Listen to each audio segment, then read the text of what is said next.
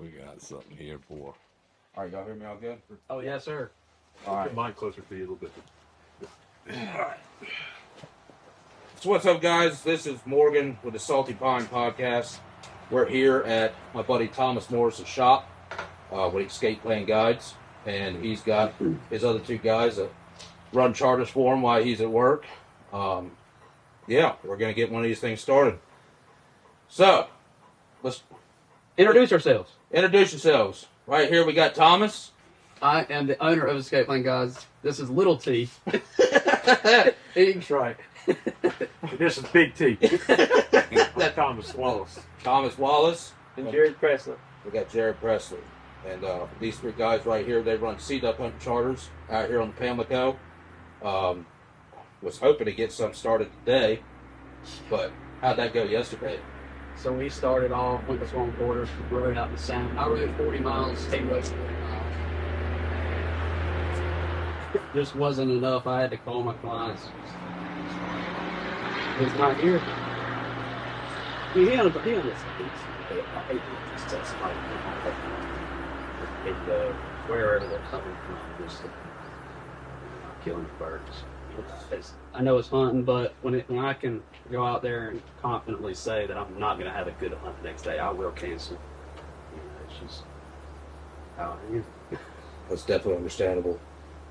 Which back in the day when I used to guide a little bit, and if you ain't got no birds and bring somebody down here, and then you feel bad because you're making somebody Well, yeah. pay for something, and Yep. you're trying to put something together, you know. And you're going to get them back, to give them a better opportunity. And, I would make life, a lifelong friend, by just doing that little gesture. That's right. So, And to give a little backstory, Thomas Morris and I, we've been friends for a while, and we actually used to work together. And I wouldn't say friends.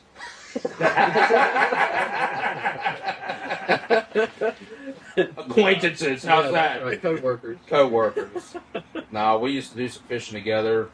When we're going to talk on another podcast, probably later on, about some fishing. Mhm. This one's about sea duck hunting. So what we got going on right now is, it's a 2-day season, right? It's a 2-day season. You got October 24th and 25th.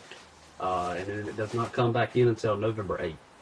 So, we're working on getting it squared away. We've had Thomas here since, when did you come? Last year. No, First come part out of this year, this season. When did you? Oh, come here on Tuesday. Tuesday, and we've been getting the layout boat in, getting the decoys ready. I had to go ahead and paint some surf scoters to common scoters, and just getting everything ready to go.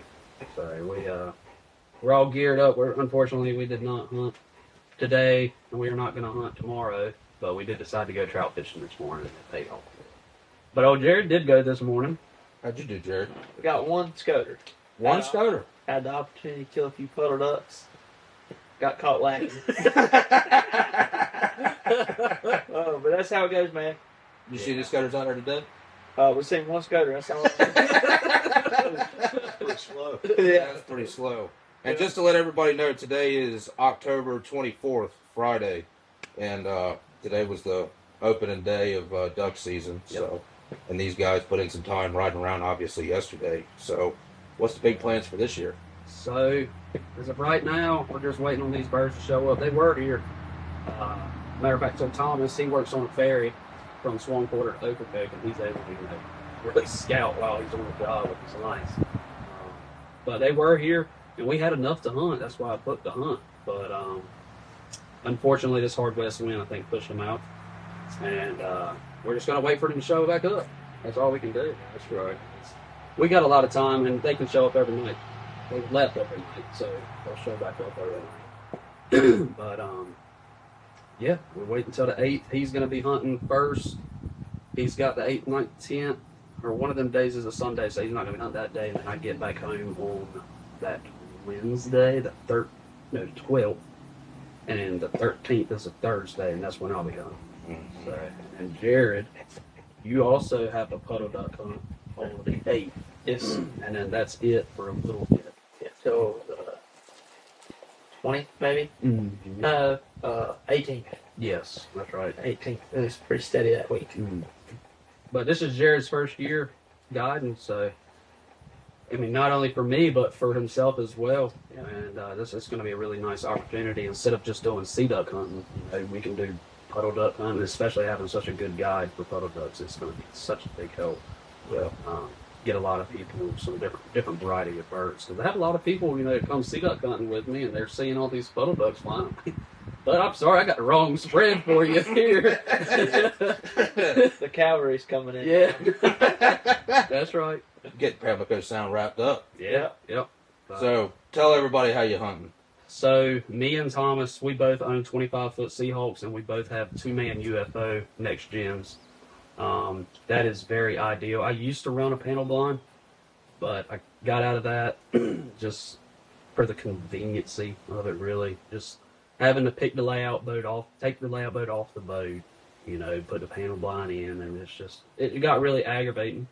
And plus, you're more limited to where you can hunt with a layout boat, but if you can find calm water, that layout boat will do so much better than that panel rig. Oh yeah, you got less surface area above the water. Right. But yeah, so he has a 25 Seahawk, like I said, and I do too. And I had a 24-foot Bay Rider that I've been using, and matter of fact, I met the guy last night at the tavern. Did you? Who bought the boat? Yeah, he's down here wood duck hunting. But yeah, it would beat you. And any of my clients watching this, you know how rough it was on that boat. But yeah, so Thomas, he had a 23 Seahawk, and it rode good. Just not big enough. Yep. And that sold you the Seahawk. Yeah, so, yeah. He couldn't stand it. No. Had to copy me. Yeah, had to be twins. And whoever's watching this, that's Thomas's boat you see in the background with that brand new Suzuki 300 back there. Yeah, so maybe to get us two in front.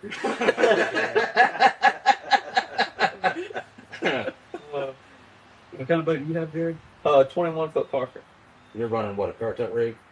Scissor rig. You're running a scissor rig? Yes, sir. Currituck scissor rig.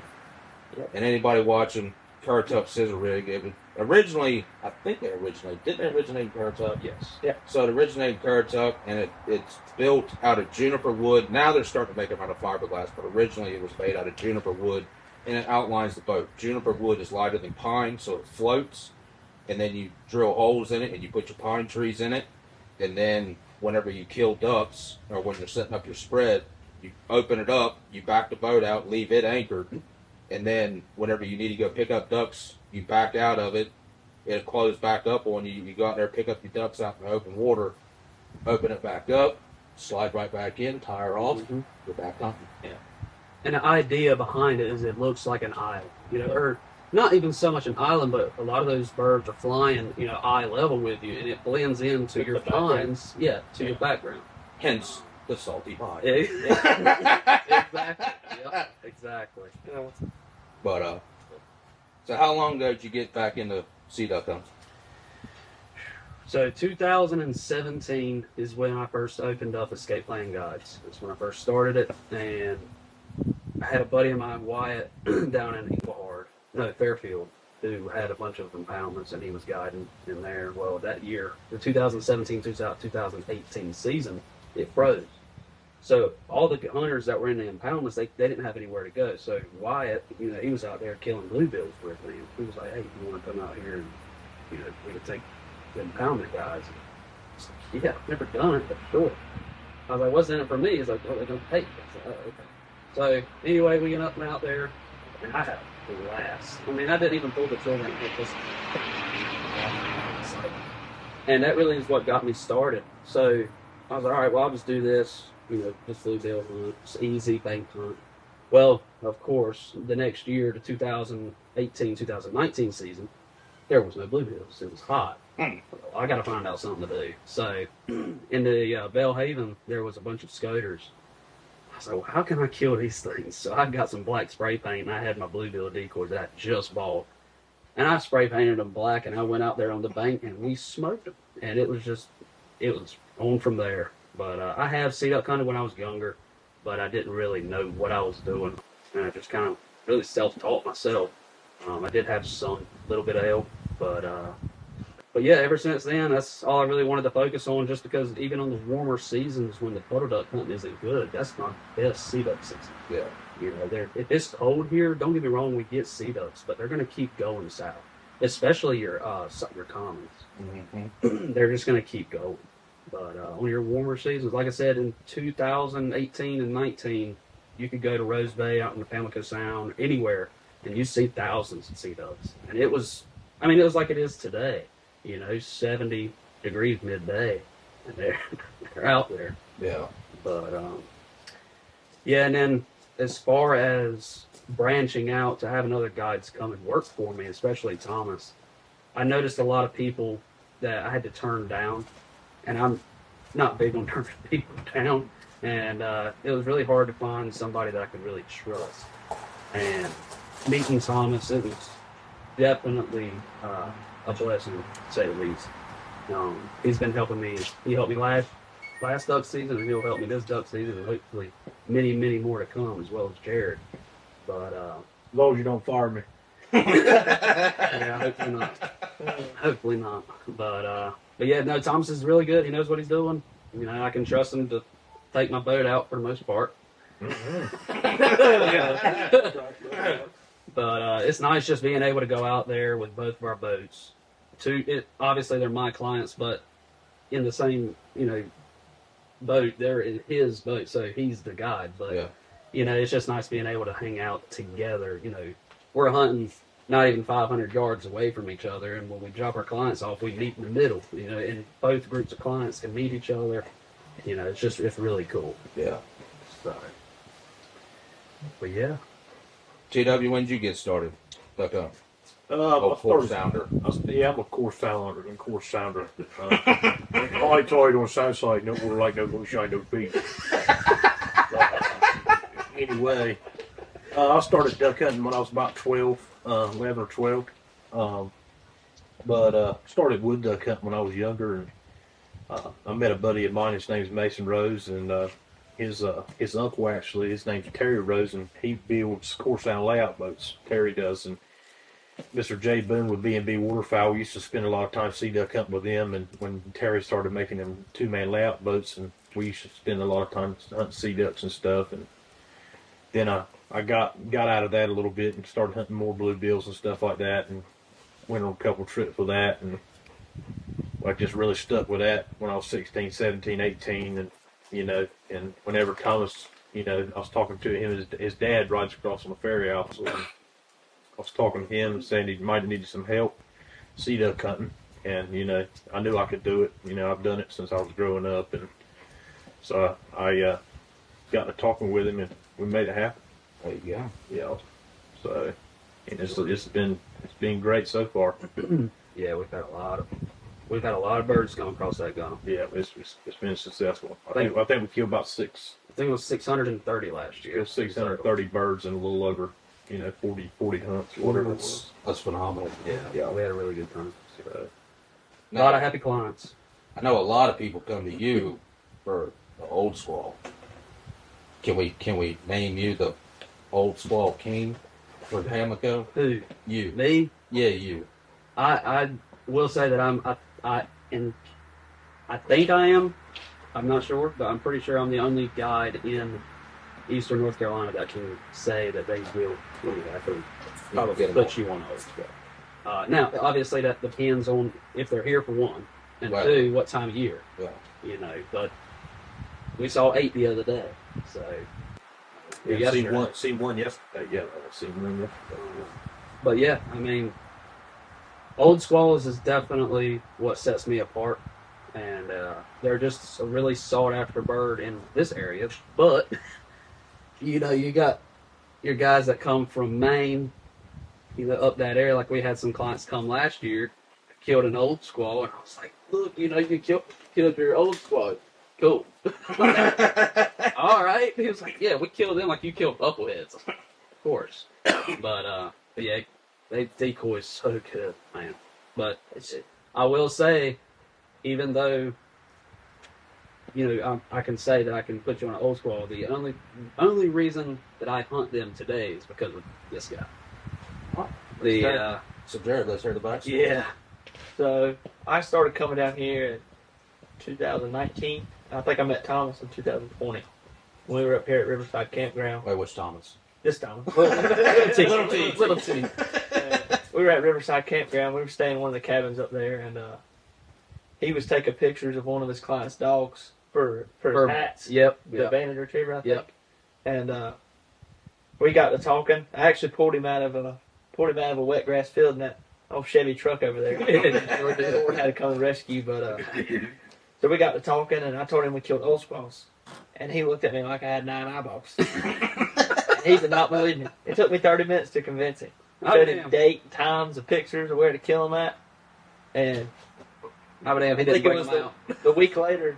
He texted me, or Cody, I think, and said, asked if he could borrow the decoys to go kill old squirrel. Mm-hmm. And he went and killed an old squirrel. Yep. And ever since then, he's been on them. Yeah. He kills them every year. I will have to say, the last few years, man, you've really, with the old squall. We figured them out. I don't know. And I know we'll talk about another guide on here. Well, maybe I won't mention his name, but there is another guy down there in Hyde County that does big sea duck hunts. And Mm-hmm. even in his pictures, I mean, he does. I see him come across with the eiders every now and then, the Right. commons or whatever. Yeah. But I've never seen that many pictures of him shooting old squall. But then again, is he posting a picture? You know how that goes, posting Sure. a picture. Sure. But also, I believe he travels also, because I do not know of many people that's killed eiders in the Sound. Not consistently. You can't. I'm gonna go ahead and tell you, you cannot kill eiders consistently. Matter of fact, I have never seen one out there. Yeah. Um, It's uncommon. Like it is. Yeah. It is not a common thing, but they do occasionally. It Yeah. just depends on the weather up yes. north. Yes. And a lot of people don't understand that. Is like you also, obviously the scoters come down here because this is like a flyaway for them, Yeah. and it doesn't really matter the weather. We always get in scoters, but like when you get like the cold weather up in New York Yeah. and all the lakes freeze and all the coastal like Hudson River and Yeah. Long Delaware. Island Sound, Delaware, and all that, it pushes all the birds further south, and then we start get like last year. That was the first time New York and Delaware River Yeah. froze Oh, yeah. in a couple of years. And Oh, yeah. last year, the last week of the season, man, it was on fire. Wish they would see us. Yeah, that.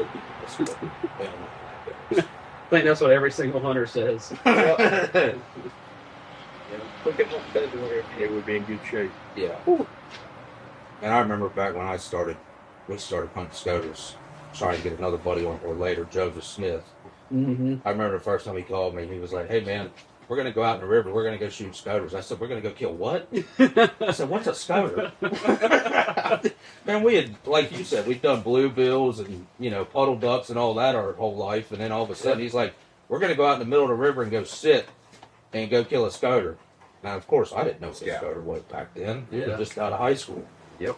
And we went out there, and I think we painted milk jugs Mm-hmm. and Oh, yeah. Clorox jugs Oh, yeah. and put them on long lines. Yeah. And that's how we killed them. And that was up there in Bayview. Mm-hmm. Because of Bayview and North Creek holds a lot, too. Oh yeah. But, man, we started doing that, and it just took off from there. I remember when one of the boys bought one of Terry's layout boats. Yeah. And we started hunting that. And that was back in 2010, 11, something like that. And man, it took off from there. Funny story, a couple of our other friends, Thomas Wallace and I know, they went out there in a ski boat. You know what I'm talking about? No. So I don't know if I should mention their names or not. But anyway, they went out there in a ski boat, Uh-huh. the twins. Oh, uh-huh. They went out there in a ski boat with a couple others and put out milk jugs. And were hunting scoters out of a ski boat.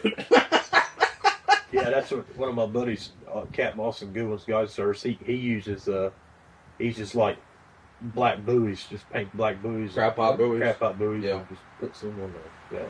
I mean, they're a relatively easy bird to kill, except for you got to be where they want to be. Yeah. And getting to that point is open water. That's right. Yeah. That's where the big A boat. lot. Yeah, that's where the big boat comes into play. Yeah. You got to be in that flight path Yeah. You do. because you could be 50 yards off of it, and every duck's going to fly right. Literally. I mean, and just to use this as an example, but last season, I was in them, and Jared was. Yeah, I was How, 200 yards away from him.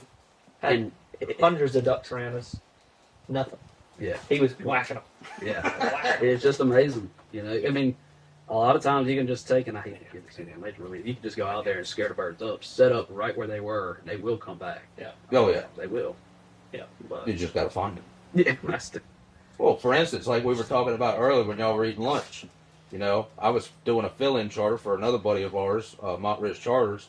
I was doing a duck hunting guide. He asked me to go one day. Thomas is out there, and I hadn't been in a few years. I'm like, I can go in a general location. I can go find them. I went out there and I took the clients out there, went to set up. I didn't pull the trigger.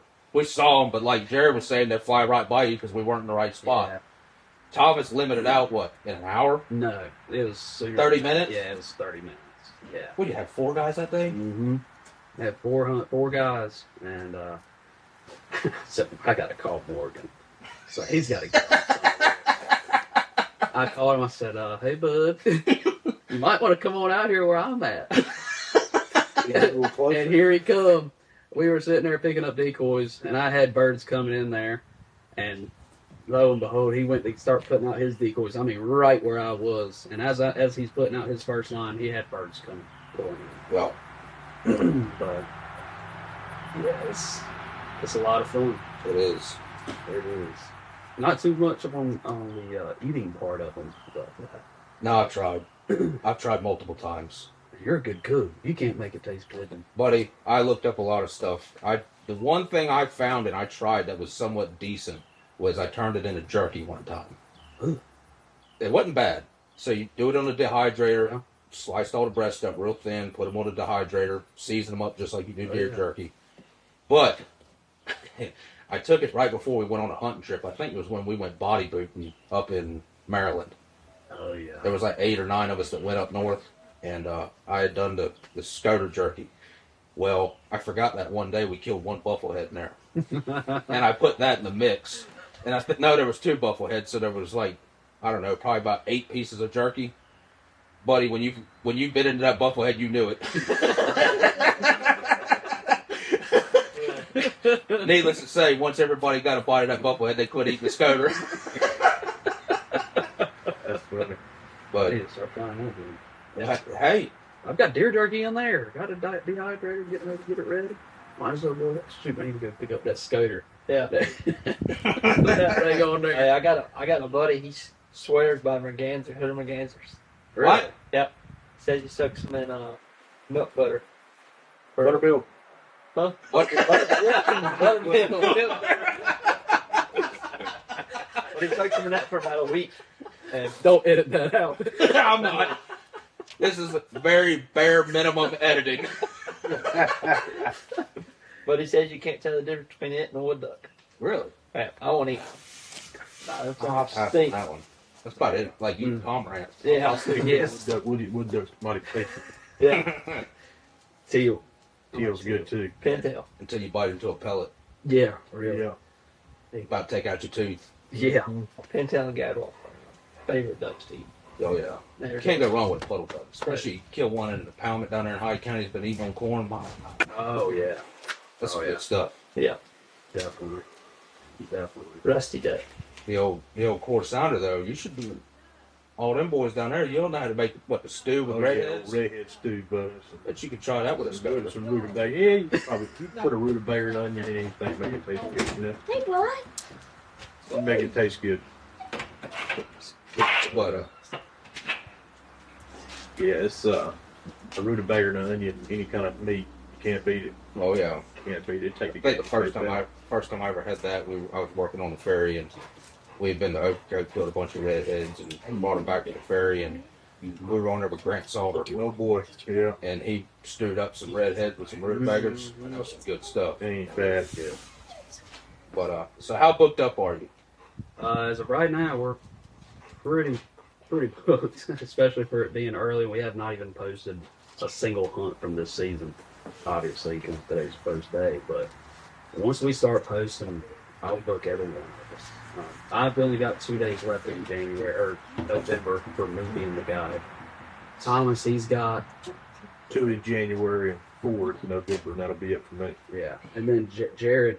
You know, I'm not expecting to book him every single day just because he's new, for one, and we're not sea duck hunting. You know, it's photo duck. So once he gets his name out there, especially with us, he's gonna start booking. And once he starts killing birds, we'll see a lot of inquiries. Yeah. You know, especially putter ducks. Because, believe it or not, scissor rig guiding is pretty big in this area. Yeah. Yeah, there's a lot of people that do it. Yeah, definitely. Man, now it's ridiculous on the amount of guides and scissor rigs and all that stuff you see out there. I'll be right back.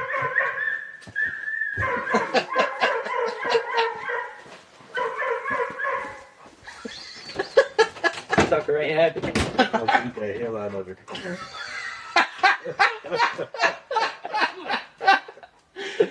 Oh boy. So are you going to be hunting in Core Sound any? Nope, I probably won't get the chance to go. Not in there every week because this week here I'll leave to go to Myrtle Beach today, and then I'll go back to work for a week, and then the next week I come back. I got the guide on that Saturday, and then just every week I'm here. So I'll be here right on up until the end of February. I got you.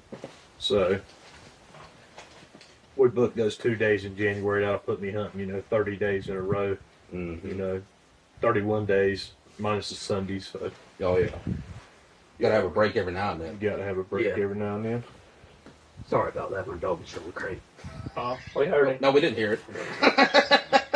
It's Sydney put him in the kennel. Oh yeah, he wanted to be part of us. Yes. Yeah.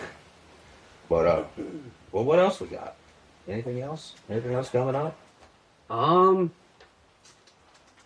A good time. Yeah. This is my favorite time of the year. Not just for the ducks, but just the camaraderie. Having everybody here, Cold, the food, the the food. fellowship. Yeah, the fellowship and the evening. Yes. It's nice being around everybody all the time. Talking about the hunts, and especially with me, Chase Gibbs, which is he owns the Airbnb, which is 10 seconds down the road. If anybody's looking for a place to stay, I recommend him. I don't know if that's okay for me to shout him out like that, but Go for it. but yeah, he's got a place that's 10 seconds down the road, and it is very nice. It sleeps 4, and it's really good. So if you decided you wanted to hunt, you're more than welcome to come over, cook, eat, have a good time. And you can almost see Chase's house, Literally. from Like, right I'm here. not exactly, when I say 10 seconds, it's, Yeah, you could see it right from the front. Yeah. It's close. Yeah. So anybody looking to get a spot, looking for that. If not, everybody else they stay at the campground. yeah, stay at a campground or stay at TJ's Marina in Bellhaven as well. Yeah. That's another good one. Yeah, really nice. Yes. Stayed in them a couple of times this year. They're brand spanking new.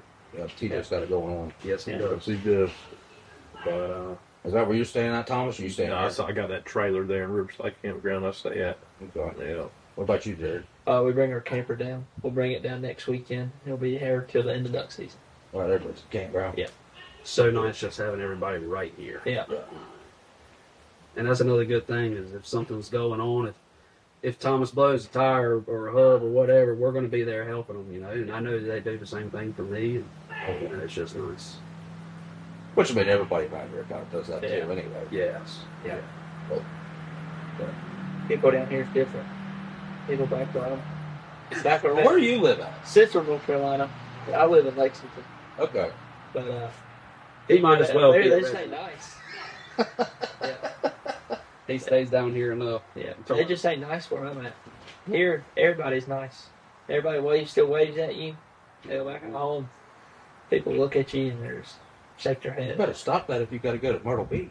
Yeah. Yeah, I know, a little sleepy. Yeah, he's got to take my boat to go get the T-top put on it here shortly. You put a T-top on your boat? Mm-hmm. Man. Yeah. We're convincing him to get a twin tower. And he needs to put rocket launcher rod holders on there too, Yeah. but we ain't got him talked into that yet. It's coming. Don't you worry. Plain Jane right now. Don't you worry. He'll have a Kobe tower for us all. Got to have it. Start sight fishing reds. Yep. I'd like to. That's going to be one of the next episodes when we get together, talk about some drum fishing. Because Heck God yeah. darn, did we not have a hell of a Kick-ass. drum season this year. Yes, we had a really good one. I'm excited for that podcast too. I am too. That's going to be a good one. because we all drum fish together. And we all compete. I was out of the loop on that one this year. Yeah. You stayed at work. Yeah. Well, you know, I got out of the whole guiding thing, so I ain't making no money in that. But I can't win competitions like you and TW. Not me. Yeah. Not me. But anyway, well, I think that was a good one. I think so. That's perfect. Absolutely. Yeah. I think that was good. Well, That was fun.